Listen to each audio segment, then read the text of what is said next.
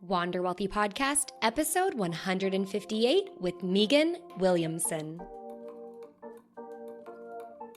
Welcome back, my friends, to another episode of the Wander Wealthy Podcast. My name is Tess Wicks. I'm the host, wealth and mindset coach, and here to bring you a very special interview with a dear friend of mine, Miss Meagan Williamson.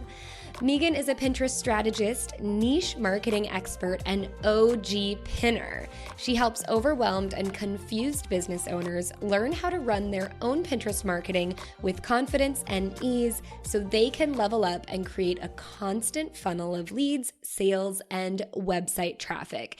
And man, oh man, if you are an online coach or other online service-based business owner, then you're gonna wanna listen to this episode. Meagan and I had so much fun chatting throughout this interview. We talked about a lot of different things, and mainly about money, about the taboo topic that money is, why it needs to be less taboo for especially women, and how we need to just start supporting each other. We also, of course, talk about Pinterest, and I commend Meagan on how much she is able to run her business and her life from such an abundance mindset. And you're going to find out all about that and all the different ways that she does that in this episode. So we're going to just dive right into the good stuff. Here is episode 158 with Meagan Williamson. Meagan, welcome to the Wander Wealthy Podcast. I am so excited to have you on the show today. We'll probably get into how we know each other, but let's start off with just getting to know you a little bit more. We want to know what your story is and how it is you do what you do now. Oh, thank you so much for having me, Tess. I'm so excited to be here. It's so funny that, to talk about money, because I rarely do talk about it online. So I feel like this is a good way for me to rip off that and that badge and just, bare all my soul here. So I am a Pinterest marketing expert. I've worked in the Pinterest consultancy world, for over 5 years. I actually think it's now closer to 6 or 7 years. I keep saying 5 years, but it's closer to 6 or 7 now.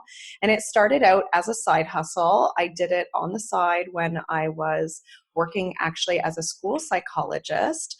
I have a background. I started my own blog over 10 years ago. So as a blogger, I started using Pinterest for my own blog. And when I was working with brands and having paid collaborations, they started noticing what I was doing on Pinterest. And then those same companies would say, "Hey, Meagan, we love what you're doing on Pinterest. Can you help us on Pinterest? We really want to be using it as a brand." And at the time, I wasn't quite sure. I was sort of wait, why would I help you? And then I was like, wait, I do know more about this than other people do. And so I started doing sort of side gigs or side hustle, whatever you want to call it, one-off consultancy for brands and bloggers about how they could improve their Pinterest marketing efforts to grow their audiences.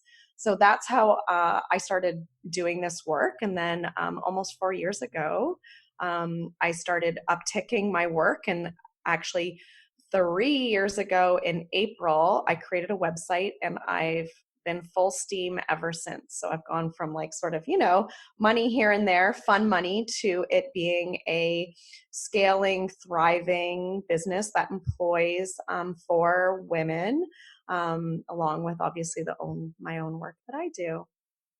That is amazing. I have so many questions with that already, and so many things to pick your brain about when it comes to Pinterest. But before we dive into that, I also want to know what your money story is. That's what we love to talk about too. Sure. Obviously, and I think entrepreneurship, building businesses, even side hustling can bring up a lot of feelings and emotions and thoughts and beliefs around money too. So sometimes Absolutely. I feel like the entrepreneurs I interview have a pretty good idea of, how they've experienced money in their life. So tell us about your upbringing around money. Well, that's a funny thing. I actually think it doesn't really jive with, in some ways it does. It doesn't really jive with my current financial situation. So I grew up, my parents split up when I was 8 or 9, and I grew up Not really knowing much about money. I feel like when my parents split up, I lived with my mother, and she was a wonderful person who, even if we were maybe financially tight, we were never led to believe that we were tight, which I think is such an interesting concept that my mom somehow shielded us that. Like, as some people will talk about their upbringing, they'll say like, oh, we were poor, or Mm-hmm. we didn't have money.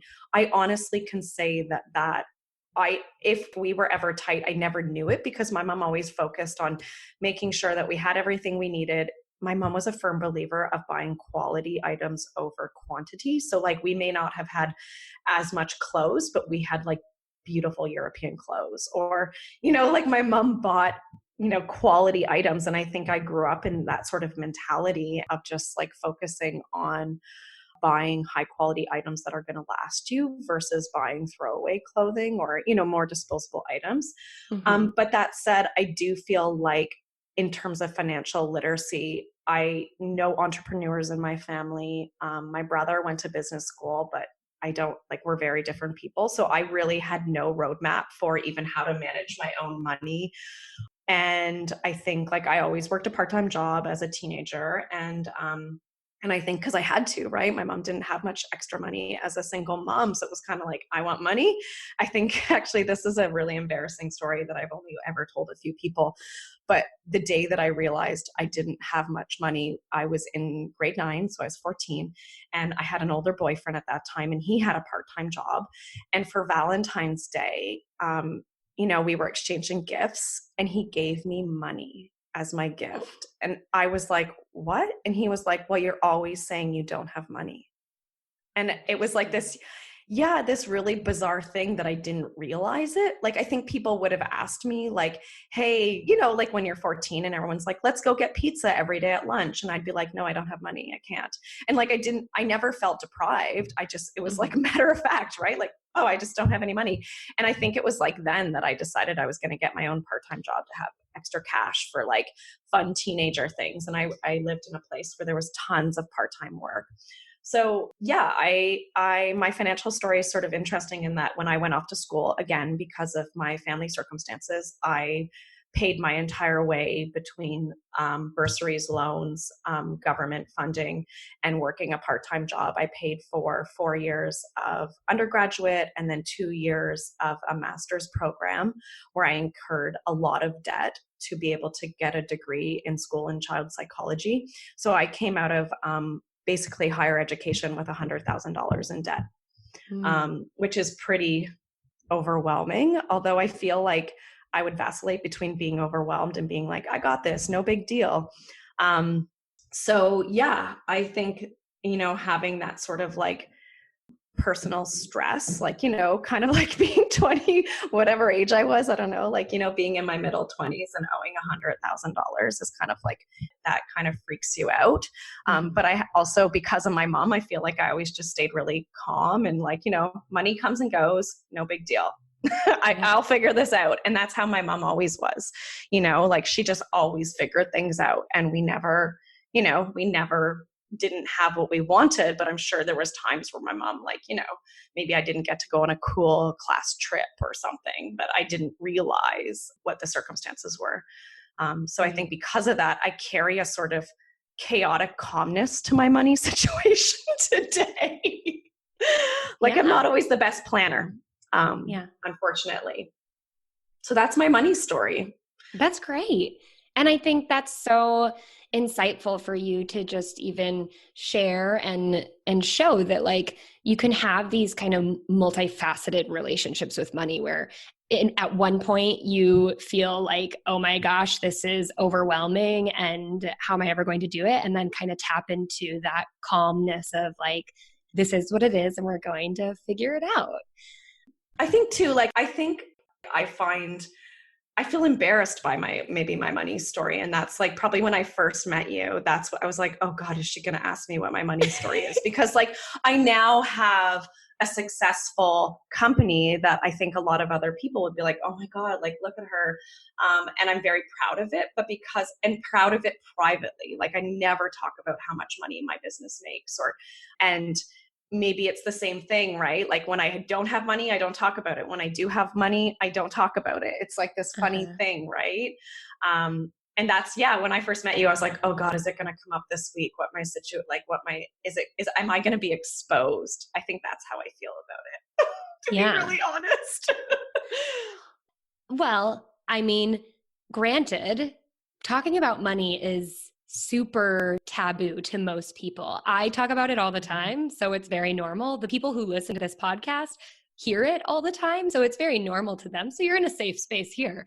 But I would also beg to argue that it's important for all of us to be talking about it, to normalize the topic, because it's just it's very similar to everything else in our life that has been taboo for so long. Like I think about, this is going to be very probably too serious to talk about, but I'm going to talk about it anyway. Like the rate of miscarriages or just even like difficulty for people getting pregnant is something that I feel like no one talked about for years and years and years.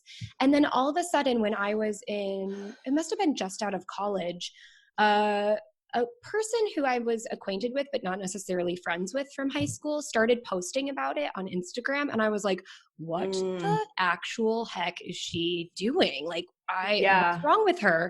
And then she just she was my first exposure to it. And then I started seeing influencers talking about it. And I was like, oh my gosh, no, this is a good thing. We need to be talking about it. And it's very, it's very different, but it's very similar in the sense that like people are dealing with their own trauma and their own experiences. And by not discussing it, it's making it shameful.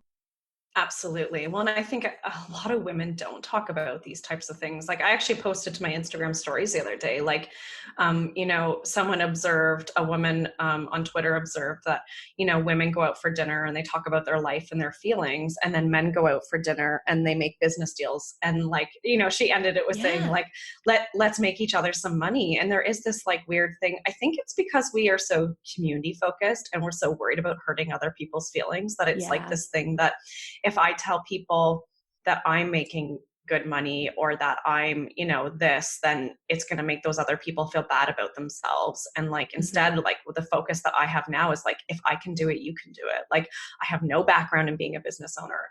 I had no investments. I didn't have supportive family. I had a supportive partner who said like, we can totally do this. And I know that, like starting an online business, it's not like you're stocking a brick and mortar shop with $100,000 worth of merchandise. That is my absolute nightmare. Like, online business, you need a laptop, you need a headset, you need a few apps, a Gmail account, and you're ready to rock and roll, internet connection. But I think like the way that I reframe it now is like, if I can do it, and I had no clue what I was doing. And yes, like, I was a blogger and I observed what happened online, but otherwise, like, I didn't know how to do it. So if I can, anyone can, really, right? It's just like, you just have to have like be determined and have a figure it out attitude. And that's what's so beautiful about the online space is it's like equal playing ground. Mm-hmm. And I'm going to expose us now. So Meagan and I met at our certification for NLP, hypnotherapy, EFT time.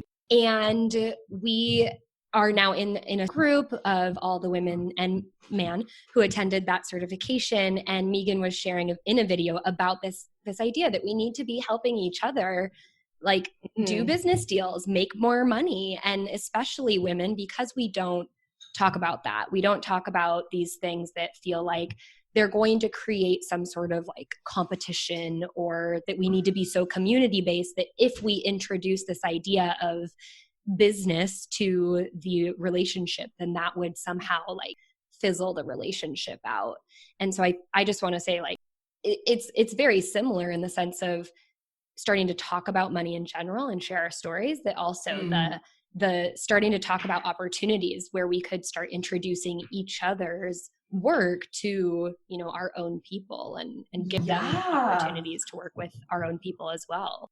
Well, and even like, it's funny because I'm in the Pinterest marketing world, and I reach out to other Pinterest marketing people all the time just to like commiserate, to like joke, to ask them how things are going. I refer people to other people, like, if they're taking on clients or if someone's a better fit. And I feel like, especially in the beginning, it really took people off guard. But I'm a firm believer, like someone who wants to work with my friend Vanessa, they're a better fit for Vanessa than for me, or like we bring different unique perspectives to it, and we can help each other. So like, there's plenty to go around, and just in a very general way, like, yeah, like how could you help my audience, and how can my audience help you? It's like, there's so much out there. And I think that, like, I'm very drawn to you. You're so like such an intelligent, lovely, warm person. And so I know if I like you, my people will like you. And I think that we just need to be really open about it. So like, that's where like, I'm just going to tell people now, right? Like, put it out into the world. Like, I want to work with everybody. I want to, I want to meet you. I want to help you. I want to, help your people if I can offer. I love teaching and I love sharing my own experiences, because I think it does also kind of say like, I'm not without making my mistakes, and we all have things to learn from each other in our unique pathways. Yeah. And I love, and we love that you're so willing to share and teach. And I think that really comes both that willingness and the ability to reach out to others, that you would maybe think of as competition and decide to link arms with them. That all comes from this belief that there's more than enough to go around for all of us, which is so important, especially in this online world. Like, so many people are so worried about there being, things being too saturated, like, oh, Pinterest marketing is too saturated. Oh, online coaching, like doing finance coaching is too saturated. And it's like, that's like saying like restaurant, opening a restaurant, don't do that. It's too saturated. Like, there's restaurants everywhere and people like their own flavors and cuisines. And so you just got to get out there. Yeah, you do. Refer I think people who don't like your restaurant to a different restaurant if it's not going to work out. Yeah, that's why there's so many flavors, right? Like, that's just it. But I think it's like, I guess it like takes you have to be brave to be like, I know other people are doing this, but what I have is like my unique journey and value, and bringing a mindset of abundance is so important. And that's really when it comes to money, right? Like, we are our own most limiting factors. Like, who's to decide how much money your business or you can have in your life, right? Like, it's not just about being born into something, or having a parent who's an entrepreneur, or going to the best business school, or whatever. Like, I find it's so funny, like, I don't have a background in marketing, but I get invited in to lead these Pinterest marketing strategy sessions and teach corporate teams and marketing teams who have learned nothing about Pinterest in their education, like their formal education. They don't really, they haven't made any efforts on their own to learn about it. And they bring me in and they're like, what's your background? And I'm like, they're like, oh, like, what marketing school did you go to? And I'm like, oh, I didn't. And they're like, oh, but you sound like you did. And I'm like, that's just because like, I understand psychology and I understand the platform and I care. So I bring that, and they're like, oh, so you didn't go to school for marketing? No. Oh, and like, and they're usually like, this is amazing. But that's like, again, like, you don't have to be, you just have to have the, like, you be open to learning and have an abundant mindset. And that's like, you can sit down with huge companies of people who have been in the field for 25, 30 years, and you're seen as an equal in the room as long as you bring value. Yeah. And I think that just gives, everyone a little string of hope to know that someone sees the value in you because you most likely know something that they want to learn. And that's where you can start. Like, you knew something about Pinterest that these bigger brands were like, what is this thing that we post pictures to? And middle-aged women like to look at them. Yeah, exactly. So let's talk about Pinterest.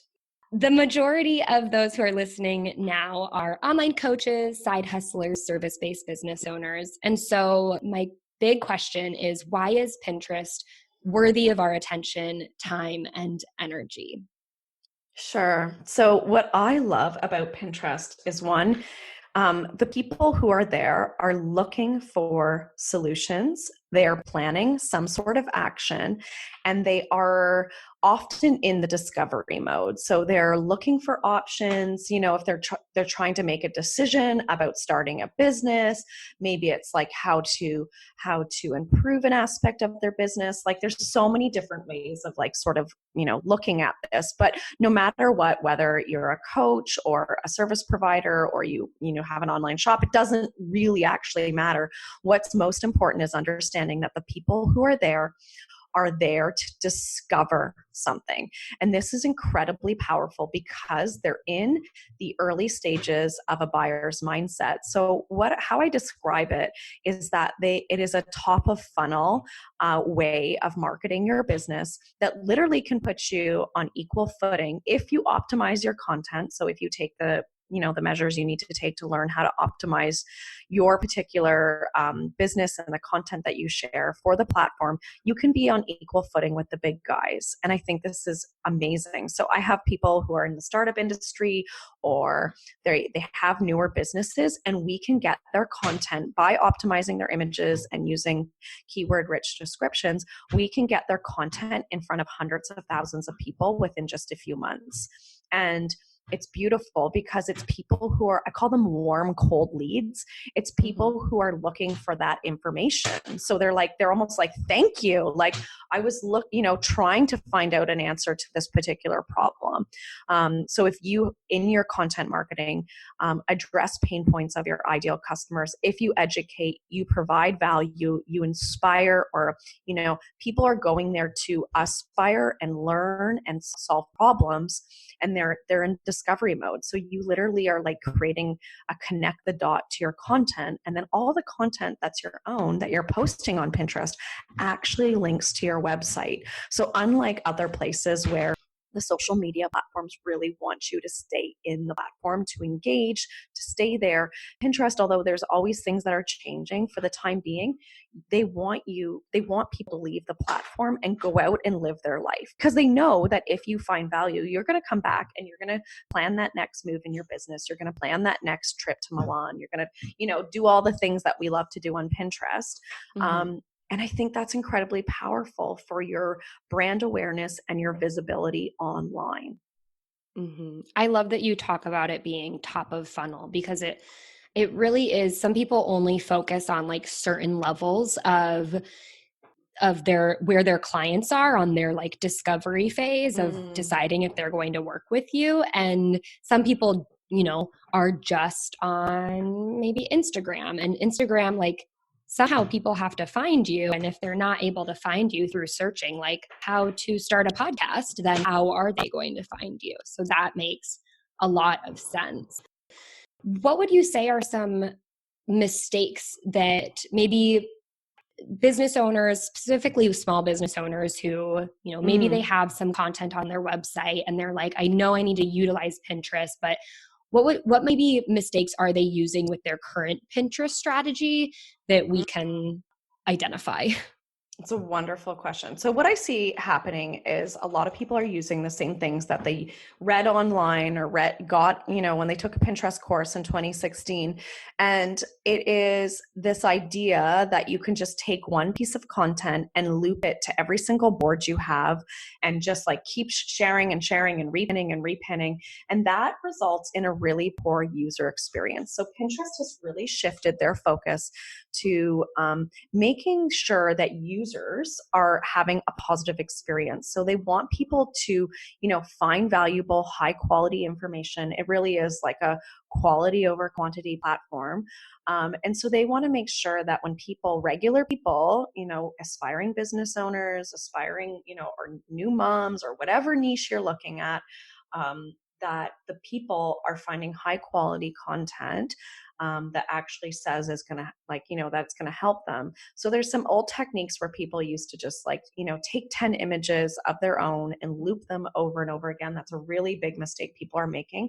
Another big mistake is that people don't bother to optimize their content. So they're just like, well, I just share my Instagram post there and then I walk away from it. And it's kind of like, it would be the same as if you took your LinkedIn message or post that you were going to do and plopped it onto Instagram, that every platform has its unique things that it likes and responds to and favors the algorithm, because the algorithm is figuring out, it's AI technology to figure out what's best for your people. So if you're just doing what's good for LinkedIn or what's good for Instagram, of course it's going to flop on Pinterest. So I would say, like, don't try to just, like, cut corners and post your try to optimize your content, because then you're going to see bigger and better results.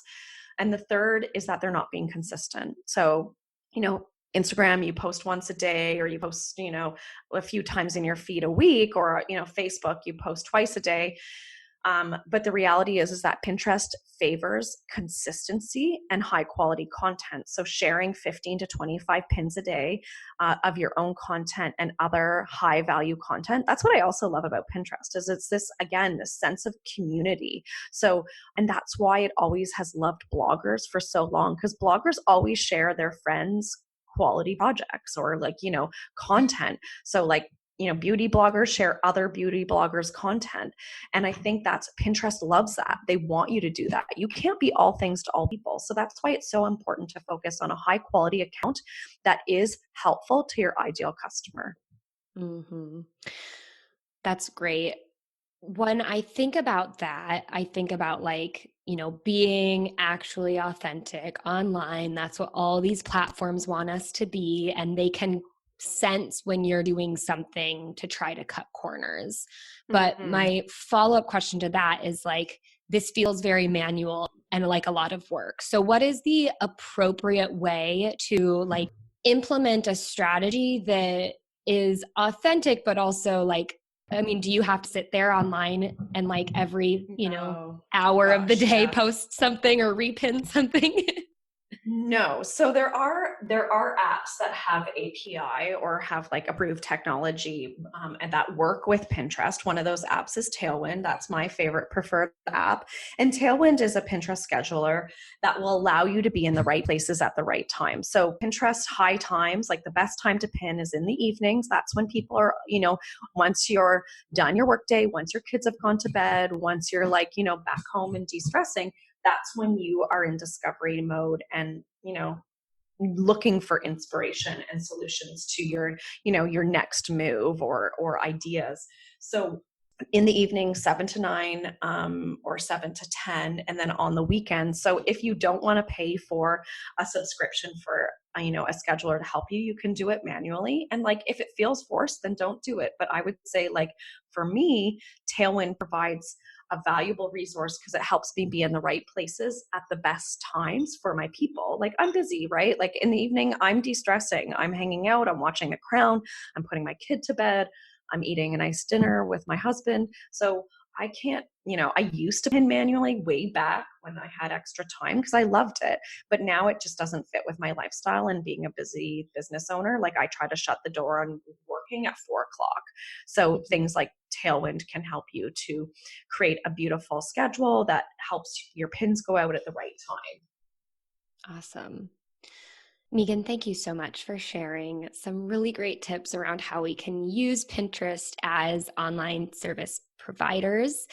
We're going to go into the money round now, which we already talked a lot about the importance of talking about money and got your money story. So I'm going to ask you one of my favorite questions, which is, how do you make money right now? What are all the streams of income do you have, or how is it broken down within your business?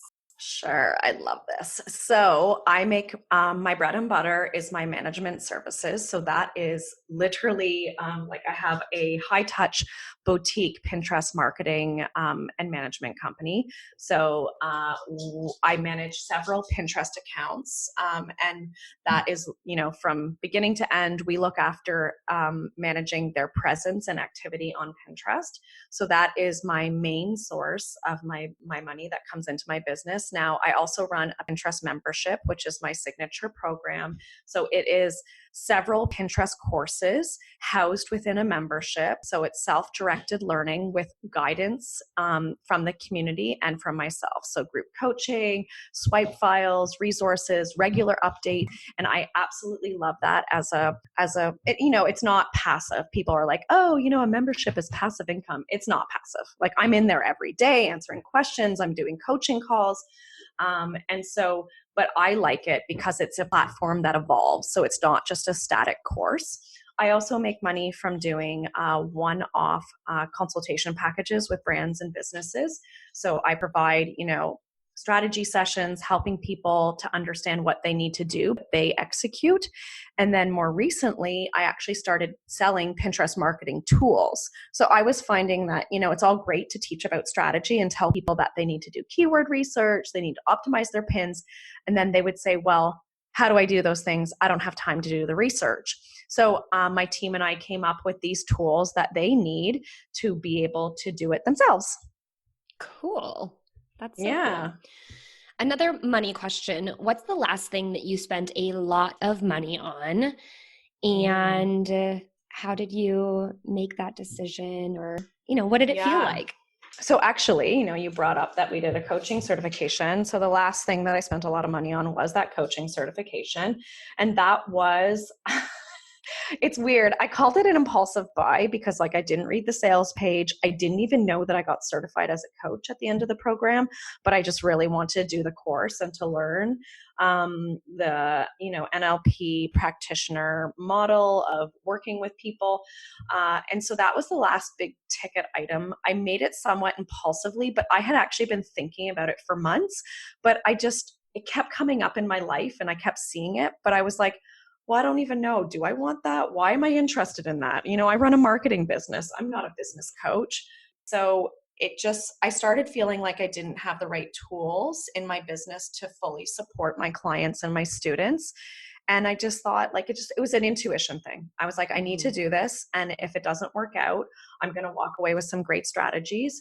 And if it does work out, my business is going to grow incredibly this year, and this is going to help me get there. And it was life-changing. It was the best money I've spent in a long time. Yes, I love that. I think it's so funny. What we learned in that certification, one of the things was about people's buying strategies, and mine and yours, at least for this kind of level of things. I also feel like it depends on what it is, but for something like this, we are very similar because I didn't read the sales page. I just kept hearing about it, and it just felt really like the right next step. So isn't that crazy though? There's other things, I'm also the same person that I'll go to the wine shop and I'll look at 2 bottles and it's a $3 difference, but I'm like, well, I don't know which vineyard is this one from. I'm squabbling over $3, but I'll spend thousands of dollars when it feels, it's weird. When I'm very, very, when I know, I bought a cottage and I never even visited the cottage. I bought it without seeing it. And my husband and other people were like, oh my God, Meagan, that is a very huge investment, but I knew it was a good move.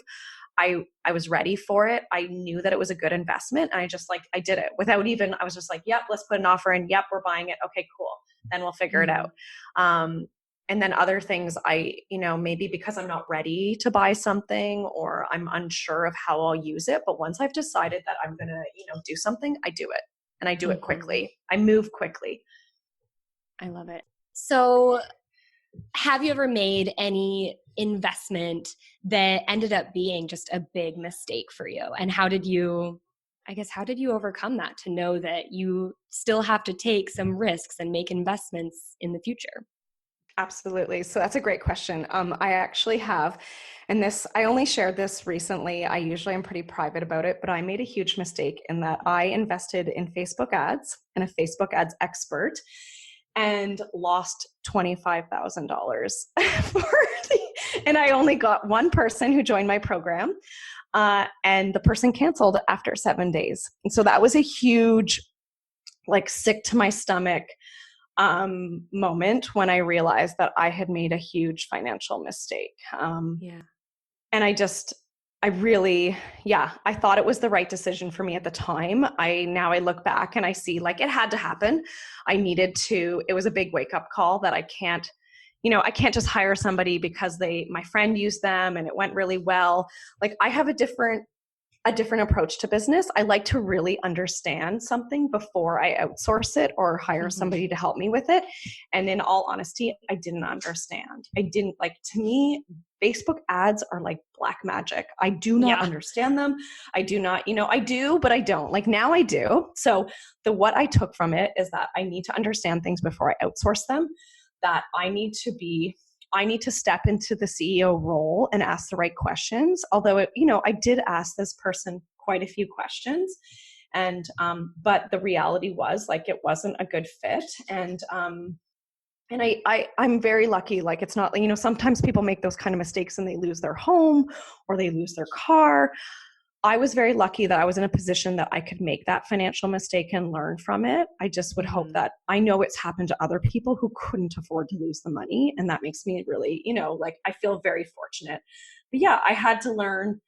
I can't just like blindly hire somebody and then, not be able to know what they're doing to ask the right questions as a CEO. Like it's my responsibility to make sure that they know their stuff and they're making sound decisions for my business. Mm-hmm. I do think it's worth mentioning though that like, yes, some people just can't afford to do that, but there's also a big part about being willing to make mistakes, because those who don't take risk and are not necessarily that you have to be open to making mistakes, but just aware that like mistakes are inevitable if you're taking enough risk, but you also have to take risk in order to get ahead. So it's Totally. like, it's kind of coming to terms with the fact that like you might lose money in this situation, and hopefully it isn't to the point where it completely derails your life, but also living out of the fear of like, this can never happen again. Yeah. Then also closes you off to ultimately reaching what you want to reach. Oh, yeah. Well, that's just it. Like, I know I would love to hire another Facebook ads expert, but I am a bit anxious. Like, I feel like that trust was really broken. And I consulted actually an HR professional about it. And she actually said to me, like, Meagan, you have some major trust issues when it comes to staff. And I said, because like I've been burned and I don't want to be like that, but maybe it's me. Maybe I expect too much. Maybe maybe I'm not normal. Like, of course the self-doubt creeps in, right? But I know that when I'm ready again, I've figured it out on my own, and I run my own ads now, which also like, I'm like, yay me, I figured it out. Like I figured out the bare minimum, but and I did some things that I needed. Like I joined a Facebook ads membership to teach me about it. I tapped into my available resources to sort of rebuild and understand what I could do better. And then, I think I will hire a Facebook ads expert soon. And what I'll do is just be much more careful the next time around. Well, and by that point, you'll know what's happening behind the curtain. Totally. And I didn't before, right? Like I was just like, what's that? Okay, here you go. Like I was completely, and actually it's really helped me to understand that if someone comes to me for Pinterest marketing help and they don't understand, it's my job to educate them. And if they still don't understand, I actually tell them it's not a good fit and that it's not going to be good for our working relationship if they don't understand what I'm doing. So it also taught me about that like in my own work, it's not good when someone comes to me and they're like, oh, we just want you to do it. No, we don't know what the numbers mean. Because then ultimately, if they don't know what it means and they don't know where they're making money and how they're getting, what's the ROI on the Pinterest marketing support that I provide to their business, then how are they going to know that they need me? How are they going to decide whether I'm a valuable part of their team or not, or an asset, right? So it's good. It's facilitated a lot of really healthy growth for myself. Yes. Meagan, I want to thank you for sharing all of this helpful information and very personal information for you, especially, sharing some of these things for the first time. And I also want to commend you because you have shown me the power of being in integrity with, not slipping in terms of the type of people that you're willing to work with. And I think that is so important and really shows how abundant you see the opportunities coming your way, by being able to let others know that maybe it's not a good fit, or, be able to task people with, we were talking about paying you for something, and if they don't meet the deadline, then they don't get a special exception. And that is something that I think many business owners, especially those who are a little bit earlier on in their journey, would feel the need to take the money despite whether those people are going to be that committed or not. And you being in integrity with that actually shows that, it comes back to you. Oh, it does. And that's just it, right? Like if a door shuts, another one opens, and like you have to just firmly believe that for it to happen. And like that's happened to me so many times. Like, a client who I loved and was working with and saw good results, they get down from the CEOs that the marketing budget's going to be cut. And oftentimes if the CEO doesn't understand, or the head of, the big ups, the marketing director will say, we're using Meagan for Pinterest marketing. We love it. It's going really well. But if that CEO doesn't believe in the power of Pinterest, then that's the first thing that goes. They're like, oh, well, we don't really understand it, so we're going to cut it. And I've been like, what? Like so disappointed, right? Like amazing results. I couldn't have done anything better.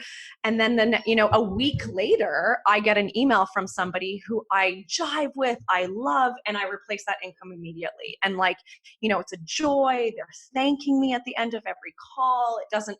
And then I'm like, oh, this is why, there's like, and the world is always sending me those financial reminders and helping me make those decisions, which is so important when you work for yourself, is that you need, sometimes you just have to trust your intuition and your gut, and that the world is going to tell you, or the universe is going to tell you, this was the right decision for you.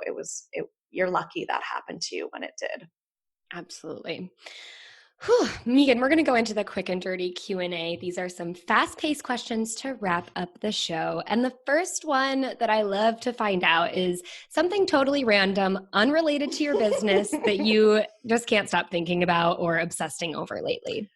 Oh gosh, I'm so obsessed. We have a cabin in the woods, and I'm obsessed with turning it into this like small living Scandi escape. And so I've been thinking a lot already about we can't even get into the cottage until the end of May, beginning of June. And I've been like researching like the sofa I want for it, the art, the rugs, all those things. So that's my current obsession right now in my spare time. And admittedly, I'm obsessed with The Crown right now, which I'm not a TV person, but I'm very into historical fiction.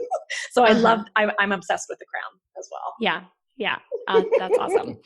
Okay, let's spread the love. What is your favorite account to follow on social media? Oh gosh, I have so many and so many different niches. This is where I'm like, so many different people. One of my favorite is my friend Katie Price. She's a sales conversion copywriter who teaches other people how to write copy for themselves. But really, she is a rah, you are your own, best cheerleader type person in the world. She brings so much joy, knowledge, and free support to people. She is like one of my favorite people online right now. She's just making big moves, helping so many people, and making the world a better place. I love it. We got to get her on the show. You should. You would love her. Yes. What is the best piece of financial advice you've been given that you'd like to pass along? Oh gosh. So I don't know who told me it. I'm sure it happened when I was very young, somebody, but don't spend money that you don't have. I know that sometimes you do have to take risks, but I do think, especially if you're in the beginning stages of your business, you shouldn't spend money that you don't have. And of course you need to make investments to be able to grow, but I think you can do it, especially in the early days, in a sort of a safe way. I'm not saying don't take risks, but I think that you need to sort of like step back and like, do you need that thing? Is it going to help you? What do you think the return is going to be on it? Although, you love a brand new Apple laptop, do you need it? Do you need all the bells and whistles that a high-end graphic designer would be using? That I actually had that problem in the early days. I asked a friend of mine who's like a upscale graphic designer, and he told me like the fanciest Mac laptop. And when I looked at the specs, I was like, but wait a sec, I'm not a graphic designer. I don't need that. So I bought the more basic Mac laptop. I bought an Air instead. But I think that's really sound financial advice when you're starting out. Yeah, that is great. I could talk about that for hours, but we got to wrap up the show. So Meagan, thank you so much. This was so much fun to chat with you today and get off topic and just banter about all the things. Tell us where we can find you so we can continue to follow along with you and maybe even work with you. Awesome. Thank you so much. So you can find my website is my name. So it's meaganwilliamson.com. And that is my main, personal brand website. But I also I have a Pinterest membership that is on pinpotential.com. So that's my signature program. And on Instagram, I'm Meagan A. Williamson. And actually, if you just search Meagan Williamson on Pinterest, you can follow me on Pinterest as well. Awesome. We will do that. Thank you so much, Meagan. Thank you, Tess. And that's a wrap on episode 158 with Meagan Williamson. If you want to get at the show notes, click all the links that Meagan shared in this episode. Head to wonderwealthypodcast.com/podcast/episode 158. You can also find the link in your podcast player. There were so many good points that Meagan shared in this episode, but I absolutely loved when she shared her piece of financial advice. I did mention that I could talk about this for hours, and maybe I'll do another episode on it, but if you are an online service-based business owner, if you're an online coach and you're trying to figure out how to meld the money aspect of building a business, the personal development aspect of building a business, and the business aspect of building a business, then you need to head to wanderwealthy.com/roadmap and download the Easy Profit Roadmap. At the very least, this is going to cover you from the money aspect, and you'll have a really great system that I map out in that roadmap on how to get your business set up and running, as well as a great plug and play formula to set some purpose-driven revenue goals. So at the very least, you know exactly what you're shooting for when it comes to doing business, setting your prices, deciding how many clients to take on, and so much more. So go ahead, go to wonderwealthy.com/roadmap, download your Easy Profit Roadmap, do the Easy Profit math, and you also get an opportunity to jump on the wait list for our next Payday party. That's where we take everything you learn in the roadmap, plus the personal development aspect, the working on your mind and getting over your own self-sabotaging ways of all the doubts and fears and things that come up when you're a business owner. And you guys, if you're a business owner, you know what I'm talking about. We work on both of those things inside of the Payday Party workshop. So you can get on the guest list for this really fun week-long party. I'm in the middle of one right now as I record this little outro.